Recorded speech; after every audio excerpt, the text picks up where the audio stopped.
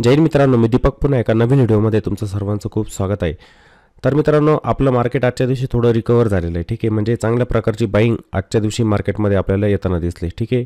Index जवळजवळ 600 पॉईंटने वरती गेलेला होता। म्हणजे टॉप जर बघितला आपण, आजचा बॉटम आणि टॉप जर बघितला तर मार्केटने जवळजवळ 600 पॉईंटची रॅली दिलेली होती। निफ्टीमध्ये 600 पॉईंटची रॅली होती आजच्या दिवशी। बाकीचे इंडायसेस पण होते, जसं आय टीमध्ये बाईंग होती, PSU बँक त्याच्यामध्ये पण बाईंग येताना दिसली। त्यानंतर Nifty bank, mid cap index, small cap index सर्व म्हणजे ब्रॉडर मार्केट जे होतं आपल्याला वरती जाताना दिसलं। निफ्टीमध्ये कॅन्डल चांगल्या लेवलला क्लोज होताना दिसते, ठीक आहे। क्लोज पण मार्केटचा चांगला आलेला आहे। आता आपल्याला इथे फॉलो बाईंग पाहिजे, म्हणजे मार्केटने इथे कंटिन्युएशन करायला पाहिजे। ते कंटिन्युएशन जर झालं तर चांगला रिव्हर्सल ह्याच लेवलपासून मार्केटमध्ये येऊ शकतो। आता ही 600 पॉईंटची रॅली एका दिवसामध्ये खूप झालेली। मार्केट बघा, जेव्हा चालताना तेव्हा चांगली रॅली द्यायला लागतं, चांगली बाईंग मार्केटमध्ये येत असते, चांगले स्टॉक असतात ते वरती जातात, ETF पण वरती जात असतात। मग आजचा आपला व्हिडिओ जो असणार ना, तो ETF वरतीच आहे, एक्सचेंज ट्रेडेड फंड। अजून पण असे काही ETF आहेत की ते चांगल्या लेवलवरती आहे। आता ह्या ठिकाणी कोणालाही सल्ला नाही किंवा मी सांगणार पण नाही तुम्हाला की ह्या लेवलला ETFला बाय करा, या किमतीला बाय करा, इथे प्रॉफिट बुकिंग करा, या गोष्टी सांगणार नाही तुम्हाला। एवढं सांगणार की ते ETF आता चांगल्या लेवलवरती, मग तुम्ही समजून घ्यायचं की आपल्याला करायचं काय। त्या ETFमध्ये येणाऱ्या दिवसांमध्ये पण चांगला मोमेंटम येऊ शकतो, प्रॉफिट बनण्याची प्रोबॅबिलिटी आपली त्या ठिकाणी जास्त आहे।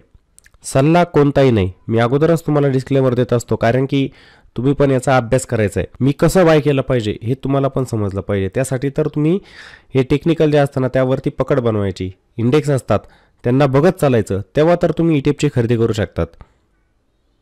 समजलं का? जसं आता निफ्टीमध्ये आपण निफ्टी बीज नावाचा ETF आहे, मला माहिती इंडेक्स तुटलेला आहे, मी याला खरेदी करू शकतो।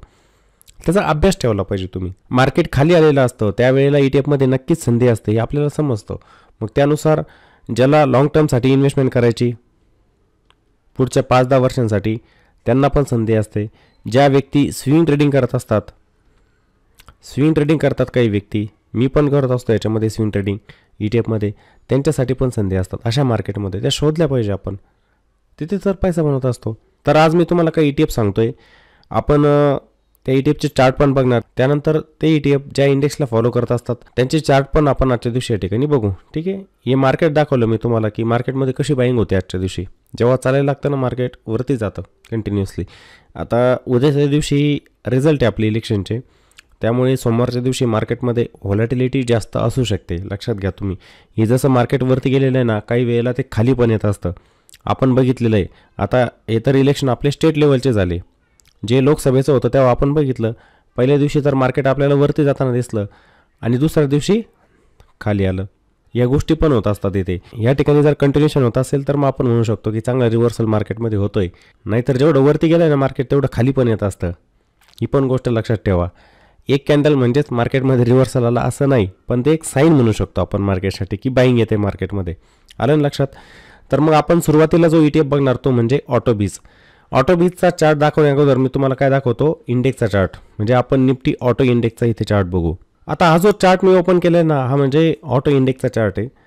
आपण इंडेक्सचा चार्ट अगोदर का बघत असतो की बहुतेक जणांना आहे ना ते ETFचे चार्ट लक्षात येत नाही, त्यांच्यामध्ये प्राइस फॉर्मेशन कसं होतं ते लक्षात येत नाही, त्यासाठी मग तुम्ही इंडेक्सचा आधार घेतला पाहिजे इथे। आता हा इंडेक्स निफ्टी ऑटो आपल्याला कंटिन्युअसली खाली येताना दिसतोय बघा। हे जे स्ट्रक्चर बनतं याच्यामध्ये निगेटिव्ह आहे पूर्णपणे। येणाऱ्या दिवसांमध्ये इथे पण रिव्हर्सल येऊ शकतो, कारण की ऑटोचे खूप सारे स्टॉक यांना खाली आलेले। हे बघा, हे जे क्वार्टर होतं ना याच्यामध्ये सर्वच कंपन्यांचे रिझल्ट खराब आले। हे जे रिझल्ट सीझन होतं हे खराब होतं सर्व कंपन्यांच्या बाबतीमध्ये। क्वार्टरली रिझल्ट जवळजवळ खूप साऱ्या कंपन्यांचे खराबच आलेले, त्याचा इम्पॅक्ट पण। आणि जसे हे स्टॉक चाललेले होते, स्टॉक चालले म्हणजे इंडेक्स पण चालणार वरती, तर यांच्यामध्ये प्राइस करेक्शन पण होणारच। मग ते प्राइस करेक्शन आपल्याला इथे होताना दिसतंय, मग यांच्यामध्ये थोड्या दिवसांमध्ये बाईंग पण व्हायला लागेल। मग कोणी जर लॉंग टर्म इन्व्हेस्टर किंवा ज्याला स्विंग ट्रेडिंग करायची तो थोडे दिवस देऊ शकतो इथे, तर त्यांच्यासाठी मग अशा ठिकाणी संधी असतात की जो डीप मिळालेला असतो ना मार्केटमध्ये त्याचा मला फायदा घ्यायचा आहे। आणि ETFमध्ये नेहमी सांगत असतो मी तुम्हाला, भीती नसते, आपण इथे गुंतवणूक करू शकतो, डीपचा याच्यामध्ये फायदा घेऊ शकतो, यांच्यामध्ये आपण ॲक्युम्युलेशन करू शकतो। जर एखादा स्टॉक आपण बाय केला त्याच्यामध्ये किती ॲव्हरेज करणार आपण, आणि तो स्टॉक नाही आला वरती मग आपण 1 वर्ष, 1.5 वर्ष, 2 वर्ष त्यामध्ये फसू पण शकतो। पण ETFच्या बाबतीत तसं नसतं। इंडेक्समध्ये जर 10 स्टॉक असतील आणि जो आपण स्टॉक बाय केलेला समजा तोच खाली जर राहिला, बाकीचे वरती गेले निघून, तर इंडेक्सवरती जाणार आहे. त्यामुळे मी जर ETF बाय केला तर मला तिथे फायदा होणार आहे. माझा काय होत असतो, तिथे नफा होत असतो. त्यामुळे आपण ETFमध्ये गुंतवणूक करत असतो. मग काही जण म्हणणार स्टॉकने बाय करायचे का? करायचे. स्टॉकमध्ये पण स्विंग ट्रेडिंग करायची, पण रिव्हर्सल बघून करायची, की जिथे रिव्हर्सल होते ना स्टॉकमध्ये, त्या स्टॉकला आपण बाय केलं पाहिजे, त्याला होल्ड केलं पाहिजे. ETF लॉंग टर्मसाठी तुम्हाला वाटतं आहे होल्ड करायचे, होल्ड करा. स्विंग ट्रेडिंग करायची, त्याच्यामध्ये तुम्ही स्विंग ट्रेडिंग पण करू शकता. ठीक आहे. आता हे स्ट्रक्चर आपल्याला कसं दिसतंय? निगेटिव्ह दिसतंय. इंडेक्स आपल्याला इथे खाली येताना दिसतोय. येणाऱ्या दिवसांमध्ये पण इथे बाईंग येणारच आहे. मग आपण याचा आता ETF बघूया. कोणता? ऑटोबीज. हा चार्ट ओपन केलेला आहे मी आता ऑटोबीजचा. बघा, याची प्राईस जर बघितली आताच्या वेळेला जवळजवळ 241 रुपये. हा ETF ट्रेड करतोय 241 रुपयाला, आणि याचा हाय होता इथे 285 रुपयांचा. म्हणजे बघा, टॉपपासून बघा ETF किती तुटलेला आहे. प्राईस करेक्शन छान झालेलं आहे. याच्यामध्ये संधी असतात मग, ठीक आहे ना. या संधी शोधायच्या आहे आपल्याला, की डीपमध्ये मला कोणता ETF मिळतोय, मी लॉंग टर्मसाठी त्याच्यामध्ये पैसा बनवू शकतो, अशी ETF आपण शोधायचे असतात. जवळजवळ आत्ताच्या वेळेला जर बघितलं ना आपण, आजचा क्लोज इथपर्यंत, इथे पण ETF बघा वरच्या लेवलपासून 15% ते 16% खालीच ETF वरतून 285 पासून. तर मग याच्यामध्ये आपण इझिली याला बाय करू शकतो. याच्यामध्ये मिळणारं पहिलं टार्गेट जे असू शकतं, जो रेजिस्टन्स दिसतोय ना मला इथे, हा 250च्या आसपास दिसतोय बघा. आता ज्या व्यक्ती इथे स्विंग ट्रेडिंग करतील समजा, तर त्यांचं काम काय बनतं, की मी कुठपर्यंत प्रॉफिट घेतलं पाहिजे. कारण की ट्रेडिंग करणं वेगळं आलं आणि इन्व्हेस्टमेंट करणं वेगळं आलं. दोघांमध्ये खूप डिफरन्स असतो. बहुतेक जणांना माहीत नाही की मी आत्ता जर एखादा ETF बाय केला समजा, आणि मला जर त्याच्यामध्ये प्रॉफिट बुक करायचं, तर मी कुठे केलं पाहिजे हे पण त्यांना समजत नाही. त्यांचं काय अंदाजे काम चालतं. बाहेर कुठे पडायचं? इंडेक्स काय खाली येऊ शकत नाही का? येऊ शकतो. एक बाउन्स घेतल्यानंतर, कोणता इंडेक्स असू द्या, जेव्हा तो डाऊन ट्रेंडमध्ये असतो ना, एक बाउन्स घेतला की तो पुन्हा शॉर्ट होत असतो. होतं अशा गोष्टी. मग मला बाहेर कुठे पडायचं ते पण आपल्याला समजलं पाहिजे. आता जर मी करंट लेवलला जर ETFला बाय करून चालत असेल, तर बरोबर मी 4% प्रॉफिट याच्यामध्ये घेऊ शकतो. म्हणजे हा जो रेजिस्टन्स आहे ना इथे 250 ते 51चा, इथपर्यंत मी याच्यामध्ये प्रॉफिट घेऊ शकतो, मिळू शकतं. आणि मला जर थांबायचं आहे समजा, रिव्हर्सल झालाच इंडेक्समध्ये रिव्हर्सल झाला, तर ETFमध्ये पण होणारच आहे. ETF पण वरतीच जाणार. हा निफ्टी ऑटोबीज जाणारच वरती. या रेजिस्टन्सच्या वरती जर ट्रेड करायला लागलं, तर याच्यामध्ये मग आपल्याला चांगले टार्गेट मिळून जाणार. मग याचा हा काय होणार? Trend reversal. हे जे स्ट्रक्चर बनवतो खाली होतोय, हे स्ट्रक्चर जर या ठिकाणी बेंड झालं समजा, इथून स्ट्रक्चर चेंज केलं आणि हा ETF जर वरती गेला, तर तो आपल्याला चांगले रिटर्न देऊन जाणार. मग आता इथे संयम काम करतो, की मी किती वेळ याच्यामध्ये थांबू शकतो. मी 5% प्रॉफिट घेणार की मी याच्यामध्ये 10% प्रॉफिट घेणार, आपल्यावरती डिपेंड असतंय. लक्षात येतं ना. बहुतेक जण काय म्हणतात, की 2% आले, खाली आलं तर काय करायचं, निघून जातात. तोच ETF 60% चालतो, 10% चालतो. बाहेर पण पडता आलं पाहिजे आणि थांबता पण आलं पाहिजे. या सर्व गोष्टी स्वतःवरती अवलंबून असतात. त्यासाठी संयम पाहिजे असतो. मग तुम्हाला जर ट्रेंडलाच कॅच करायचं आहे पूर्ण, तर मग तुम्ही थांबलं पाहिजे. आपण इथे ट्रेंडला कॅच करणार मग पूर्ण. ज्या व्यक्ती थांबतील त्या जास्त पैसा बनवतील, पण त्यासाठी वेळ पण लागणार आहे. असं नाही की 2-4 दिवसांमध्येच इंडेक्स जाऊन पोहोचला वरती आणि ETF पण आपला गेला 285 वरती. असं तर कधी होत नाही मित्रांनो. बहुतेक जणांना काय वाटतं ना, की आपण म्हणतो ना की इथपर्यंतचं टार्गेट याच्यामध्ये मिळू शकतं. त्यांना काय वाटतं की 2 ते 4 दिवसांमध्येच ETF आहे ना जाऊन पोहोचेल 285 वरती. कसं काय जाणार? जर खाली येण्यासाठी 1-1.5 महिना लागतोय, तर वरती जाण्यासाठी पण तेवढा जवळजवळ लागू शकतो. कमी पकडा, एखाद महिना पकडा, एवढे दिवस तर त्याच्यामध्ये जाणारच ना. 2-4 दिवसाचं काम नाही आहे ते. जास्त दिवस तुम्हाला त्यामध्ये थांबावं लागू शकतं पूर्ण ट्रेंड कॅच करायचा असेल तर. ठीक आहे. हा ETF पण आता चांगल्या लेवलवरती, ज्यांना लॉंग टर्म इन्व्हेस्टमेंट करायची असते ना, असे खाली आलेले ETF जे असतात ना, त्यामध्ये ते इन्व्हेस्टमेंट करू शकतात. जसं हा ETF आहे, आत्ताच्या लेवलला आहे. कोणाला वाटलं की मला पुढच्या 5 वर्षांसाठी याच्यामध्ये गुंतवणूक करायची, तर करू शकतात. कोणी याच्यामध्ये करू शकतात. जसं खाली आला ETF पुन्हा समजा 240 वरून जर तुटला खाली, पुन्हा खाली आला, तर आपल्याला संधी मिळतात. तिथं आपण ॲक्युम्युलेशन त्यांच्यामध्ये करू शकतो. पण करू शकतो. ठीक आहे. याच्यामध्ये व्हॉल्यूमचं आलं, व्हॉल्यूम पण आपण नंतर बघूच. NSEच्या वेबसाईटवरती जाऊ आपण आणि याचं व्हॉल्यूम पण आपण बघून घेऊया. ठीक आहे. त्यानंतर आपण बघूया आता दुसरा ETF. दुसऱ्या ETFचं नाव म्हणजे PSU बँक बीज.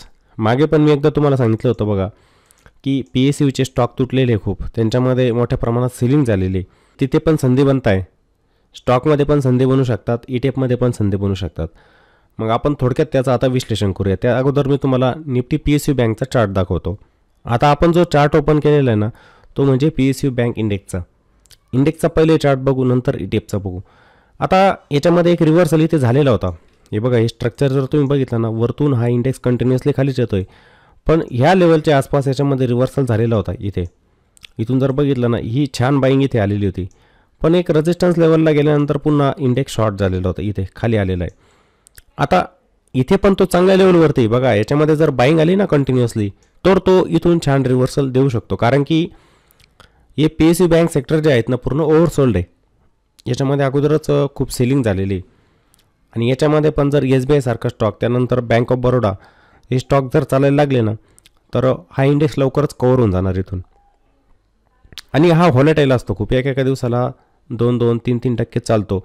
मग जर इंडेक्स 2-3% चालत असेल तर ETF पण चालतो. जसं आजच्या दिवशी पण चाललेला होता ETF याचा, आणि कालच्या दिवशी पण याच्यामध्ये खालच्या लेवलपासून रिकव्हरी झाली होती. कालच्या दिवशी सेलिंग तर होती इथे, हे बघा हा पॉईंट दिसतोय तुम्हाला,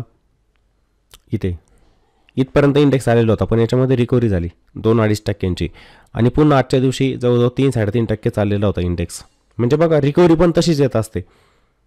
हा इंडेक्सचा चार्ट आहे, येतोय खालीच, डाऊन ट्रेंडमध्येच इंडेक्स, याचा ट्रेंड निगेटिव्हच आहे अजूनपर्यंत, पण चांगल्या लेवलला ETFला आपण ॲक्युमुलेट करू शकतो.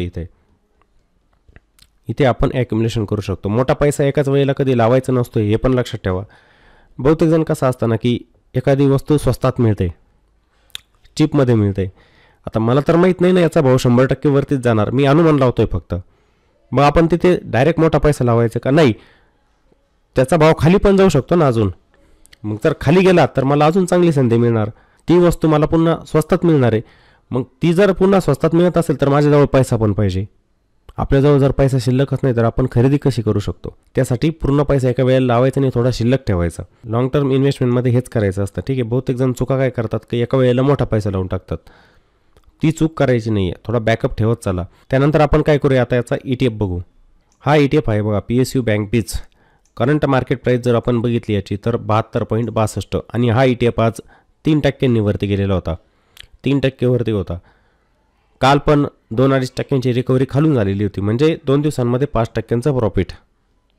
आता मी तर म्हणतो ना की बॉटम आणि टॉप तर आपण पकडू शकत नाही, पण मला वाटतंय ना की आत्ताची लेवल पण माझ्यासाठी चांगली, 72.62 ही लेवल मला चांगली वाटते. इथे मी बाय करू शकतो याला आरामात.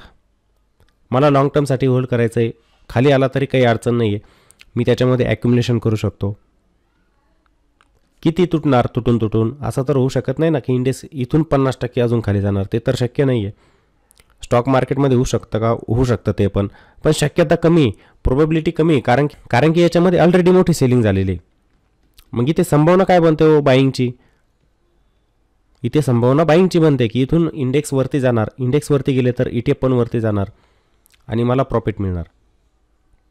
ठीक आहे, येणारा हर्डल याच्यामध्ये असेल तो 78 रुपयांचा, एक रेजिस्टन्स याच्यामध्ये असणार 78 रुपयांचे. याच्यावरती पुन्हा ट्रेड करायला लागलं म्हणजे आता बघा, ह्या झोनमध्ये ETFने वेळ घालवला, याच्या बाहेर जर गेला तर पुन्हा इथे एक चांगला मोमेंटम बनू शकतो. मोमेंटम बनला, आपलं प्रॉफिट चांगलं बनेल. अशा लेवल असतात त्या पकडायच्या आपल्याला ETFमध्ये, जेणेकरून आपला पैसा लवकर बनेल. लॉंग टर्म इन्व्हेस्टर असतात त्यांच्यासाठी या संधीच असतात की त्यांनी अशाच जागेवरती ETF बाय करायचं आहे, जेणेकरून प्रॉफिटची प्रोबॅबिलिटी जास्त. बहुतेक जण काय करतात ना, जसं हा ETF 90 रुपयाला होता, मग त्यांनी काय केलं, मला ETFमध्ये गुंतवणूक करायची म्हणून त्यांनी काय केलं, टॉपला बाय करून टाकलं 90 रुपयाला ETF. 50,000 रुपये इथे लावलेले होते. मला सांगा, ह्या ETFचा भाव कोणत्या तारखेला? हा ETF जवळजवळ जूनमध्ये होता, इथे नोव्हेंबर महिना जवळजवळ संपत येणार. मला सांगा, त्या व्यक्तीला 5 महिने थांबावं लागतं आहे, निगेटिव्ह रिटर्न त्याचे दिसत आहे तिथे. पण जी व्यक्ती इथे बाय करणार या ठिकाणी आणि तिने बाईंग केल्यानंतर जर हा ETF जातोय तर तिला रिटर्न ताबडतोब दिसत आहे. एक व्यक्ती अजून पण निगेटिव्हमध्ये आणि दुसरी व्यक्ती जिने योग्य लेवलला ETFला बाय केलं त्याचे प्लसमध्ये दिसणार रिटर्न. फरक आहे की नाही दोघांमध्ये? कोणत्या ठिकाणी आपण बाय केलं पाहिजे याला तर महत्त्व असतं ना. बाय कुठे करायचं हेच माहीत नाही खूप जणांना, मग कुठे इथे रँडमली बाय करून टाकतात. ही लेवल पण चांगली ETFमध्ये, PSU बँक मीजमध्ये, आणि हा व्हॉलेटाईल ETF असतो. एका दिवसाला 3% पण देतो, काही वेळेला तो 4% पण रिटर्न देऊन टाकतो, असा ETF आहे हा. खूप दिवसांपासून PSU बँक चाललेलं नाही, आणि जेव्हा ते चालायला लागेल चांगल्या पद्धतीने तर मग हा ETF पण आपल्याला चांगले रिटर्न देऊनच जाणार. आणि भविष्यामध्ये पण जर चांगले रिटर्न बनवायचे असतील आपल्याला मग आपण थोड्या क्वांटिटी ह्या ETFच्या बाय केल्या पाहिजे, त्याला होल्ड केलं पाहिजे. मग लॉंग टर्म इन्व्हेस्टमेंट काय असतं की आपण त्याला होल्ड करत असतो पुढच्या काही वर्षांसाठी. स्विंग ट्रेडिंग काय, मला प्रॉफिट मिळालं 5-7% मिळाले, बाहेर पडायचं मार्केटच्या. कारण की हे 5-7% जर आपण नाही घेतले याच्यामध्ये तर मार्केट ते पण घेऊन जातं आपलं. म्हणजे हा ETF जर खाली आला, माझे तर पहिले प्लसमध्ये रिटर्न दिसायचे, झाले निगेटिव्ह, आलेलं पण गेलं, ते पण होत असतं मार्केटमध्ये. एक ट्रेडर जो असतो ना त्याने निघून गेला पाहिजे प्रॉफिट घेऊन बाहेर. जो इन्व्हेस्टर असतो ना त्याने थांबलं पाहिजे, उलट त्याने ॲक्युम्युलेशन केलं पाहिजे खालच्या लेवलला. तर हे दोन्ही ETF होते चांगल्या लेवलवरती वाटले, त्यामुळे मला वाटलं की टेक्निकल लेवल तुमच्यासोबत शेअर कराव्या. मी कोणालाही सांगणार नाही याला बाय करा, मी तुम्हाला अगोदर काय सांगेल, हे चार्ट बघा, त्यांच्या लेवल बघा, कोणत्या किमतीला तुम्हाला खरेदी करायचं आहे ते तुम्ही बघा, कुठे प्रॉफिट बुक करायचं आहे ते तुम्ही बघा. या सर्व गोष्टी अभ्यास असतो. हा एक अभ्यास आहे की जर मला दिसतंय टेक्निकल लेवलनुसार की एका लेवलला आल्यानंतर प्राईस बाउन्स घेते तर त्याची संभावना आहे वरती जाण्याची, रिव्हर्सल त्याच्यामध्ये बनू शकतो. पूर्ण मार्केट वीक आहे आपलं, त्याच्यामध्ये पण रिव्हर्सल आला, इकडे पण रिव्हर्सल येईल, ETF पण वरती जातील, आपल्याला फायदाच मिळेल. लक्षात आलं. तर या दोन्ही ETFचे मग आपण व्हॉल्यूम पण बघून घेऊया. त्यासाठी जाऊ आपण NSEच्या वेबसाईटवरती. तर सुरुवातीला आपण बघूया ऑटोबीजमध्ये व्हॉल्यूम बघून घेऊया. मागील काही दिवसांमध्ये कसं व्हॉल्यूम होतं याच्यामध्ये म्हणजे आपल्याला लक्षात येणार. ऑटोबीज हे बघा, आजच्या दिवशी 2% वरती होतं ऑटोबीज, पण इथं दिसेल तुम्हाला 241. आणि आजच्या दिवशी पण याच्यामध्ये बघा व्हॉल्यूम किती होतं, 1 लाखांचं होतं व्हॉल्यूम. ठीक आहे, व्हॉल्यूम कमी जास्त होत असतं पण ETF छान आहे. याचा हिस्टोरिकल डाटा आपण बघून घेऊया. मागच्या दिवसांमध्ये थोडंसं व्हॉल्यूम कमी दिसतंय कारण की खाली जात आहे ते. हे बघा 2, 4, 1 लाख, 1.5 लाख, 1 लाखांच्या वरती.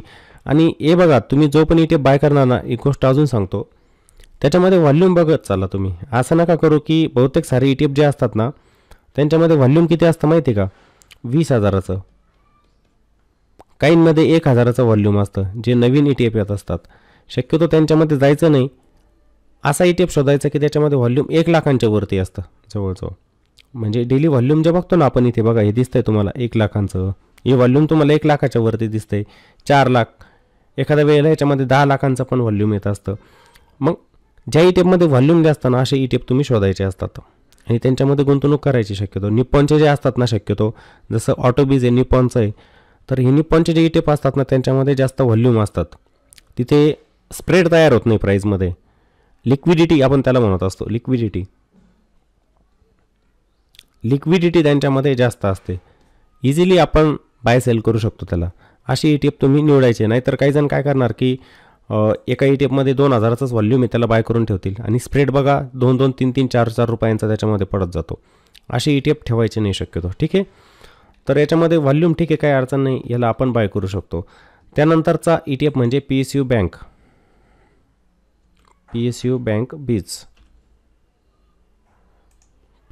बीज.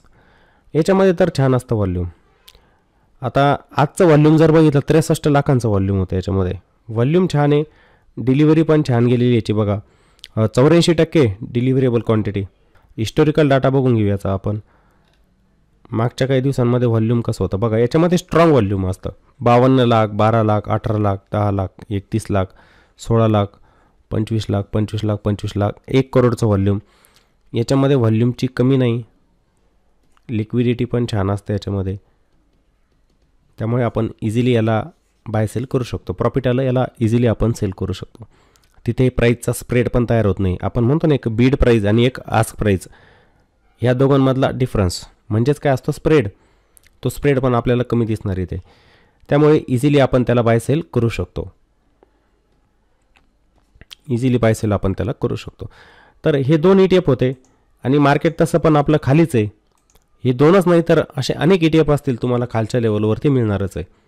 जसं मार्केट आहे, बाकीचे पण इंडायसेस आपल्याला खालच्या लेवलला दिसत आहे, तर त्यांचे पण आपण ETF बाय करू शकतो, ॲक्युमुलेट करू शकतो, लॉंग टर्मसाठी होल्ड करू शकतो, त्यांच्यामध्ये स्विंग ट्रेडिंग पण करू शकतो. ठीक आहे, अभ्यास तर करायचाच आहे. असं नाही की कोणी दुसऱ्याने मला सांगितलं म्हणून मी बाय करायचं. मार्केटमध्ये हे करायचंच नाही. स्वतःचा अभ्यास ठेवत चला. प्रत्येक गोष्टीमध्ये तुमचा आत्मविश्वास वाढेल जेव्हा आपण स्वतः करू ना ती गोष्ट. आत्मविश्वास नेहमी वाढत असतो. दुसऱ्यांच्या टिप्सने कधी काम करायचं नाही. की एक प्रीमियम ग्रुप होता, त्याने मला सांगितलं की आत्ताच्या वेळेला या स्टॉकला बाय करून टाक, या ETF बाय करून टाक, पैसा बनेल. नका काम करू. जर तो ETF किंवा स्टॉक गेला खाली, तुम्ही काय होणार, निराश होणार, त्या ठिकाणी पश्चाताप होत असतो. आपला स्वतःचा पण अभ्यास ठेवायचा आहे. ठीक आहे. तर हा ETFचा व्हिडिओ नक्की तुम्हाला आवडलेला असेल आणि जर आवडला तर व्हिडिओला लाईक पण करायचं आहे सर्वांनी आणि व्हिडिओला कॉमेंट पण करायची आहे आणि व्हिडिओला जास्तीत जास्त शेअर पण करायचं आहे. चला तर मग पुन्हा भेटू एका नवीन व्हिडिओमध्ये. जय हिंद.